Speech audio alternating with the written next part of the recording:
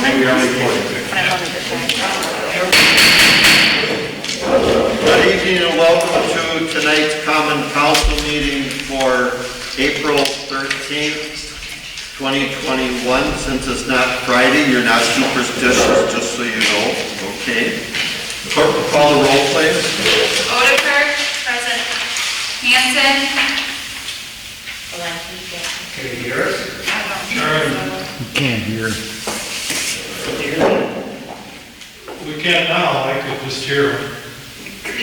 Charlie, can hear you, Charlie. There Can you you hear go. us? Up here. Can you hear us now? Charlie?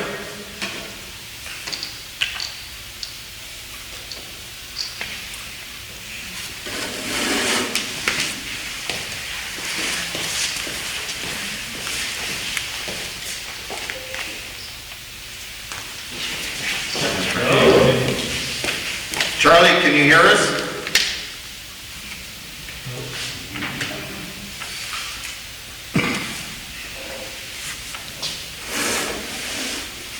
Maybe saying no.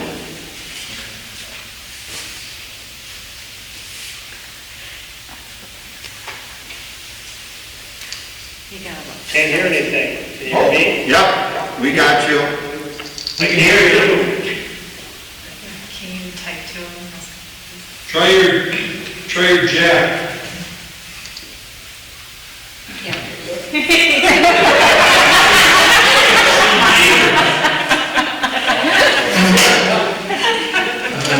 Can you see this? He probably can't see. But we can hear you. Yeah, we can hear him. So that's weird. But he can't. For these earbuds? I'm just gonna continue. Well, just continue on. Yeah. Wanted to disconnect and try to reconnect. I don't think there's two connects.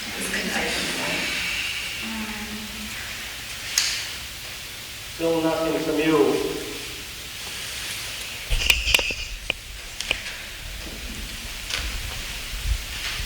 Gotta log out and come back in. Okay. Let's do roll call first while you're out and then log back in. Let's try that. Okay. Matsdorf. Yes. Gilson. Here. Hildebrand. Here. Wilson. Here. Shilsky. Oh, He can hear him. Nelson. Here. Hanson. Okay, good. All right. Thank you. For the record, we have a quorum. Next is the pledge. Please stand.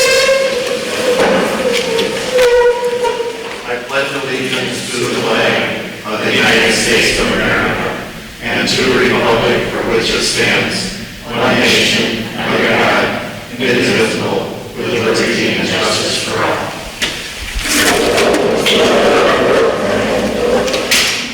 Thank you and good evening, everybody. Next item on tonight's agenda is the approval of the consent agenda. The chair will entertain a motion.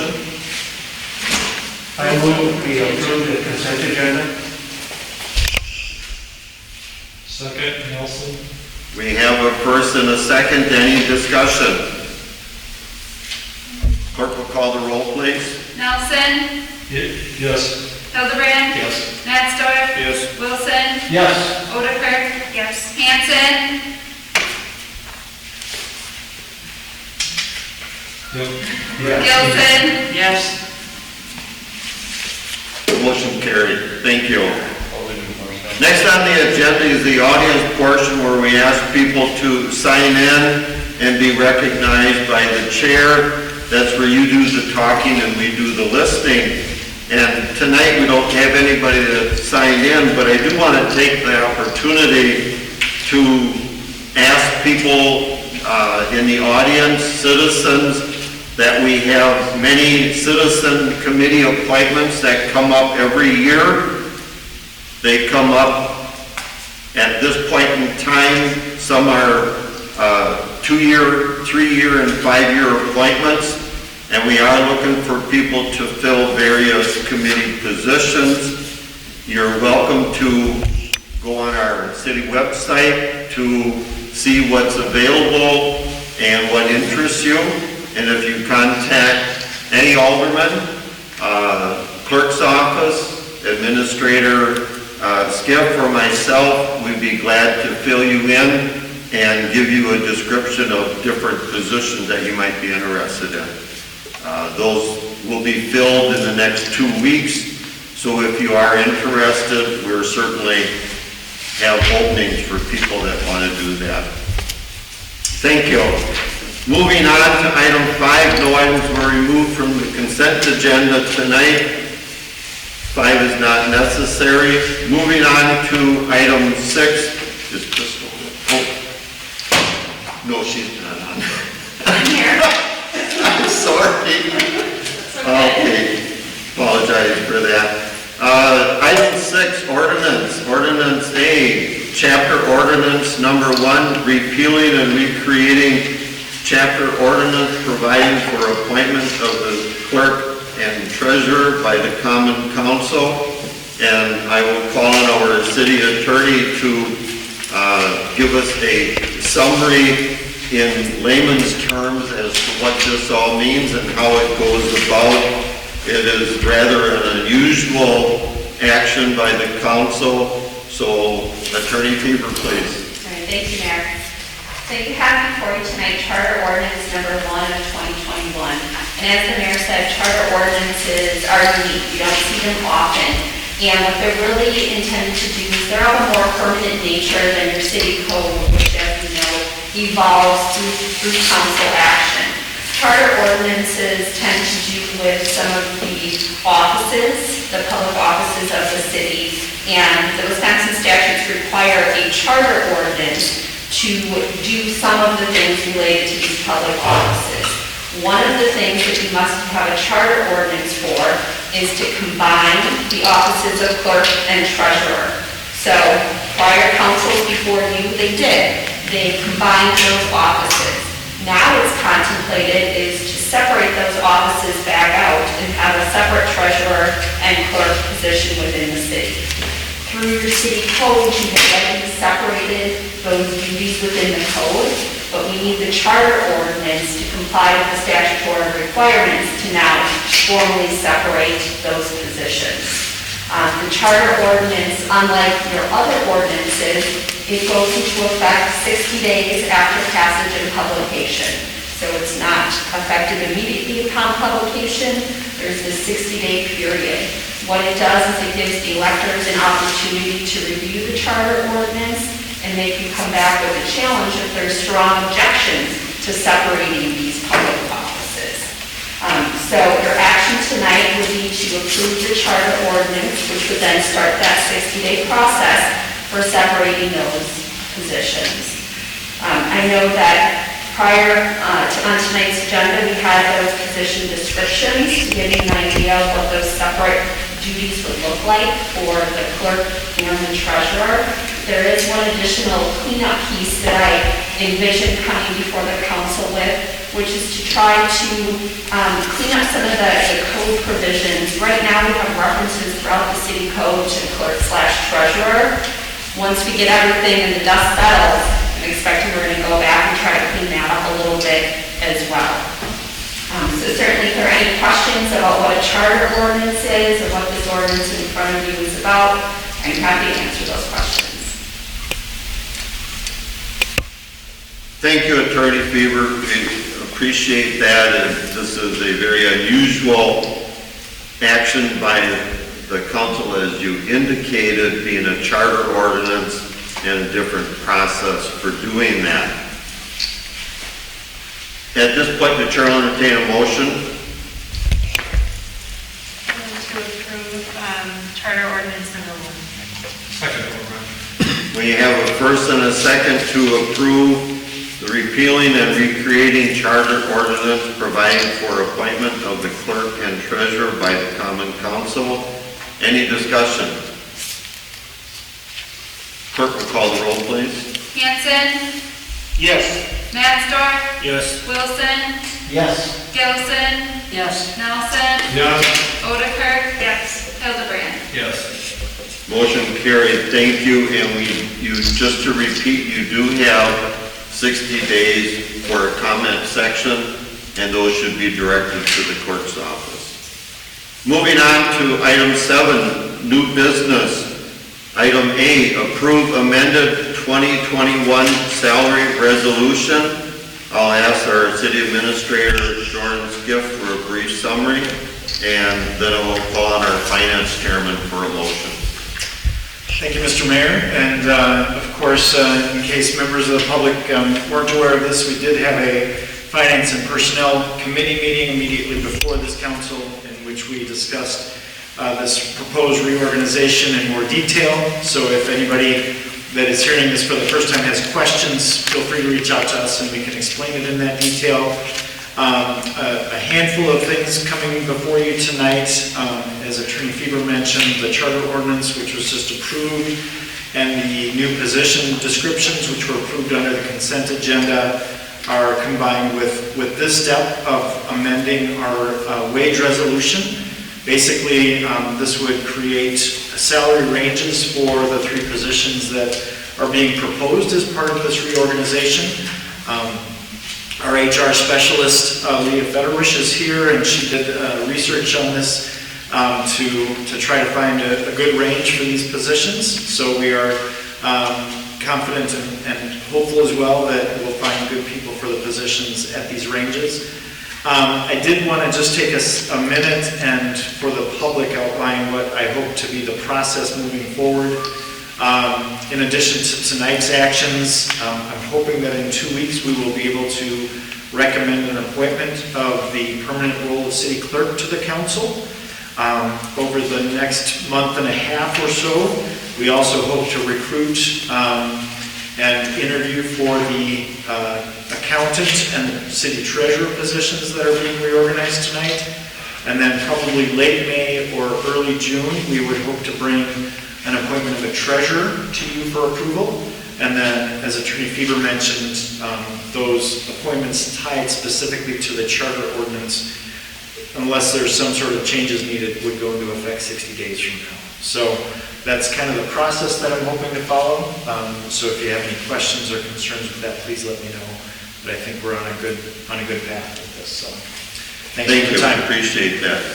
At this point, the chair will entertain a motion. I'll ask Finance Chairman John Nelson for a motion. And I move that we approve the amended 2021 salary resolution. I'll second that motion. We have a first and a second. Any discussion? I want to thank the staff, especially HR, for the work that you did leading up to this and giving us this information to go through. It's appreciated. No other questions? Clerk will call the roll, please. Hildebrand. Yes. Nelson. Yes. Wilson. Yes. Matsdorf. Yes. Odekirk. Yes. Gilson. Yes. Hanson. Yes. He said yes. Motion carried. Thank you. Alder Shilsky has also joined, it looks like. You got in? Did you get? He didn't have the link, so I sent it to him. Oh, okay. But was he on to hear this whole thing? I don't know. I just sent it to him. Alder Shilsky, can you hear us? There it is. There I am. Yeah, I can hear you. How do you get reception on the beach? I don't understand that.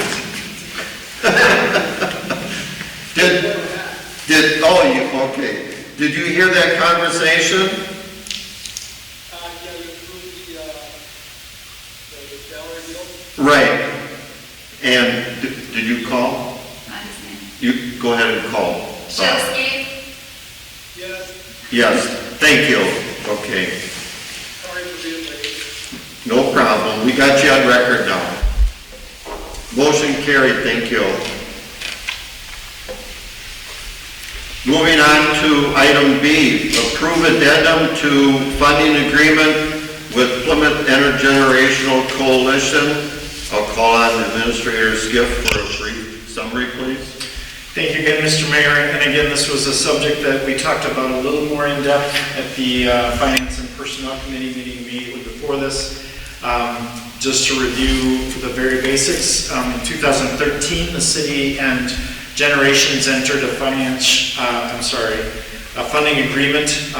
Basically, Generations was taking over the senior center operations that the city had been doing, and so the city was contributing to them to cover that function.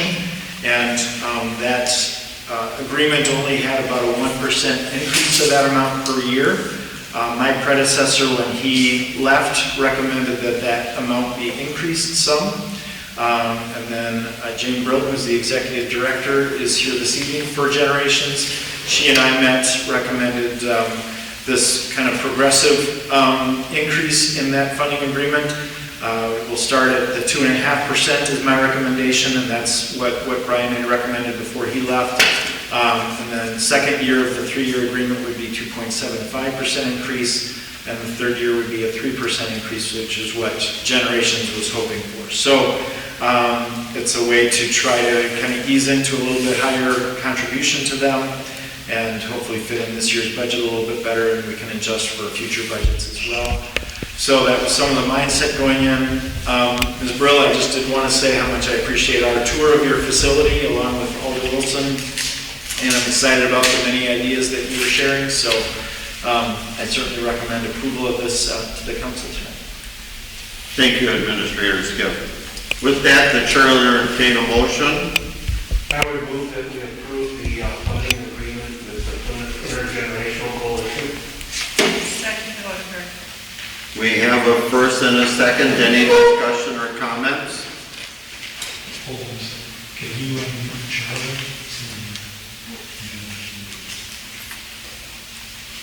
The chair will allow the Director of Generations to make any comment if she so chooses to do so, or answer any questions that might be directed at you. It's unusual, but I got the power, so I'll let you do it. But I appreciate you coming to listen to the conversation and the support that the council is giving you. Thank you. We appreciate the city's support of Generations very much. Okay, thank you. Do we have any discussion? If not, clerk will call the roll, please. Gilson, Yes. Nelson, Yes. Odeker, yes. Hildebrand, Yes. Hanson, Yes. Matsdorf, Yes. Shilsky, Yes. Wilson. Yes. Motion carried, thank you. Moving on to item C, approve the purchase of two 2021 Ford F-150 from Ewald Automotive Group in the amount of $55,088. I'll ask our Director of Public Works, Kathy Austin, for a brief summary, please. So in the 2021 budget, we did allocate the purchase and trade-in of, well, eventually it'll be actually auction surplus, but of 2 replacement pickup trucks, one for the electrical department and then one for the treatment plant. And so actually the electrical superintendent got the quotes. He got one from Ewald and Kennedy Ford out of Falls. I know he did have conversations with Burkhart, and they didn't know if they'd be able to get 2021 Fords, and then never provided a quote back to him. But low bid is Ewald Automotive Group, and so we're looking to purchase 2 trucks for a total of $55,088. Thank you. The chair will entertain a motion so we can approve, so we can discuss So move it. on to Hanson. I'll second Wilson. We have a first and a second to approve the purchase as indicated. Any discussion? Clerk will call the roll, please. Wilson, Yes. Shilsky, Matsdorf, Yes. Hanson, Yes. Hildebrand, Yes. Gilson, Yes. Nelson, Yes. Odeker, yes. Motion carried. Thank you.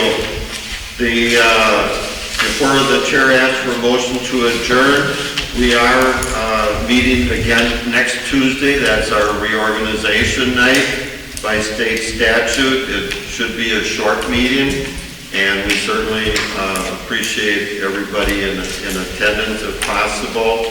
And we'll roll out the new and roll in the new and old and new at the same time. With that, the chair will entertain a motion to adjourn. So moved, Wilson. Second, Wilson. We have a first and a second. All in favor, say aye.